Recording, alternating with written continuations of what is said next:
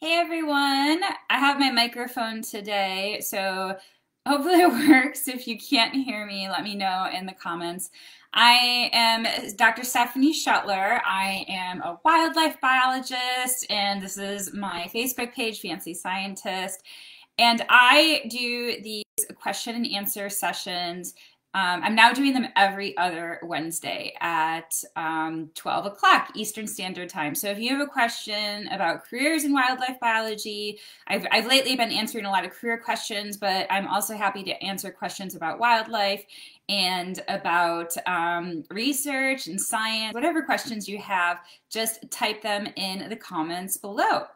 So today's question that I'm answering is, what skills should I have before finishing university? Now, this is a really great question. I went to college and I didn't find out until I think right before my senior year, right before my senior year, that I wanted to be a wildlife biologist. So I definitely missed out on some of these important skills that I'm going to share with you today. I also wanted to mention I'm really bright and colorful today. This is my sweatshirt from Ivory Ella. I got it for Christmas. They are a company that that portions of the money that their profit goes to Save the Elephants, which is a really great research-based organization dedicated to elephant conservation. And there's an outline of the elephant on an elephant on the back. Okay, back to the question. So first of all, I say this every single time, but I'm going to say it again, and especially we get new people all the time, that try to figure out as best as you can what kind of job you want, because then you'll be able to get the skills and experiences that you need to suit that job. So today I'm going to answer this question for a wildlife biologist for a science-based position, but there are different angles that you can take, and a wildlife biologist position is not the same, even amongst different state agencies here in the United States. So, so one state agency might really want people with PhDs, another one might prefer people with masters. So you're going to have to do the work and figure it out as best as you can where you want to go. So I have this tool for you called the Job Tracker. Just Google job, or no, don't Google it. Go to my website, fancyscientist.com, Job Tracker, and you will find it. And you can use this to organize your jobs and start looking at the jobs out there now. And you can get a sense of what types of skills and degrees are needed, etc. So that's my general advice.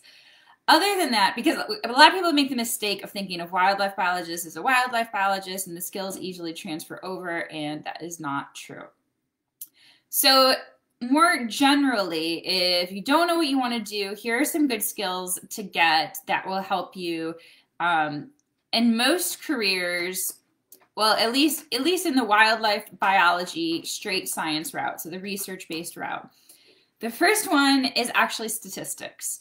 I highly recommend taking statistics classes. If there are also coding classes available, I highly recommend taking those, because nowadays we are getting so much data from wildlife. Like, we have these tiny trackers on animals, we have these camera traps, that really the big challenge for wildlife biologists and scientists is dealing with all of these data and analyzing it. So really a statistics background is really, really important, especially if you're going to go to graduate school. You're going to have to need to know some statistics to do your research. So that's my first tip. My second one is GIS courses. This is a mapping software. It costs a lot of money. So, maybe they do have a free online version now, but it's hard to practice on your own. But if you can take an official course on it, it's not the most intuitive program. So it's not something really easy where you can just like pick up. I highly recommend taking a course on it. There's also some really cool analyses that you can do with GIS, and a course will go over that. So I recommend even multiple courses in GIS. The great thing about GIS too is if you decide you don't want to do wildlife biology, you can pivot to other careers. There's a lot of jobs that require GIS skills. My third one, actually, this is probably the most important one outside of trying to figure out what you want to do ultimately and getting those specific skills, but experience. A lot of people make the mistake of focusing on the courses. They're like so worried about all these different courses that they should take. And yeah, if you can get courses like mammalogy or like field-based courses, that is great. But people are, yeah, people don't care about coursework as much. Now, again, it depends on the job. It depends on the job. But at least like going to graduate school, they don't care about coursework as much as long as you have the basic science classes that are required to get into graduate school. And if you have good enough experience, that always trumps coursework. So for example, on my podcast coming out tomorrow, I interview somebody who worked in corporate America for 20 years, but he also volunteered during those 20 years doing a lot of citizen science projects. And when he transitioned to becoming working in wildlife, he got an environmental sciences degree, but he went on 2 job interviews and he got the second job interview. And a big reason is because he had all of his volunteer experience, which was really professional experience because he was doing things that that scientists were doing. So if you can get experience, and how you get experience in university is you email a professor and ask them if you can volunteer in your lab. Some universities have these programs specifically set up to do that. That's becoming more and more common. But really just find a professor whose research you're interested in and write them a short email expressing interest. And yeah, ask them if you can volunteer in their lab.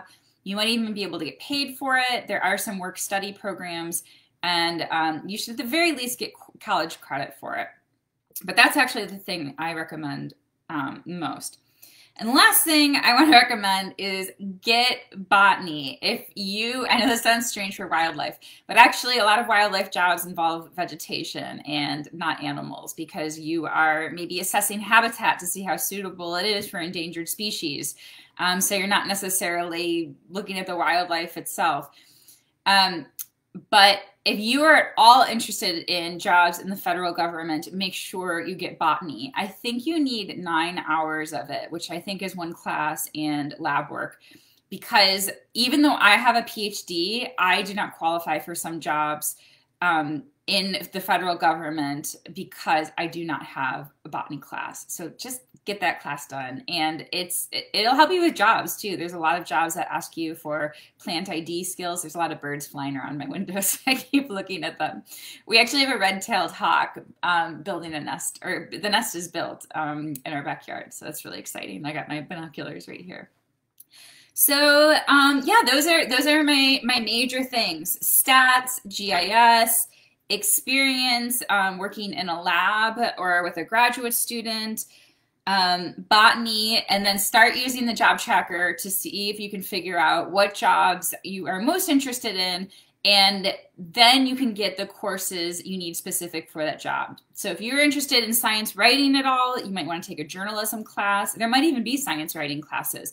So start using the job tracker. I'll put the link in the comments, and yeah, that will really help you narrow things down and make sure you are on the right track, even if you're unsure exactly what you want to do.